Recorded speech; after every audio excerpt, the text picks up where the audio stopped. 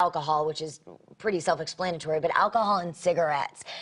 Some people in different countries have a glass of wine a day, even when they're pregnant. We are told in the United States, no, completely stay away from it. Why?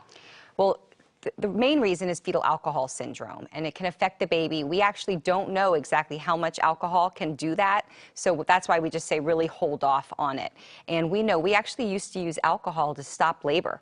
And we would inject moms with alcohol to kind of get their uterus to quiet down. Really? And then obviously we found this association with fetal alcohol syndrome and we stopped. Okay, but is one glass of alcohol every once in a while, once a month, okay? We're talking a glass of wine or something? I would never tell someone to go have a glass of wine, but I think if someone told me that they had one, I'd probably offer them some reassurance. It's probably not going to do that much harm. All right, but try to abstain if you can. Try to abstain. And cigarettes? Cigarettes are interesting.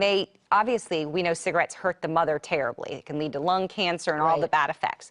But for babies, it actually has a direct effect. I mean, when you take an inhale, basically the vessels in your body kind of spasm a little bit. And so the blood flow that goes to the baby can be compromised. So babies that have smoking moms they can be a little jitterier after they're born. They can be smaller, so growth is a big issue. Okay. So it really does some direct harm to babies to smoke. Okay, so absolutely stay away from smoking. I encourage them to please stop.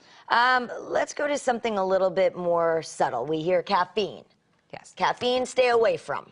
Right. Can you have a cup of coffee a day when you're pregnant?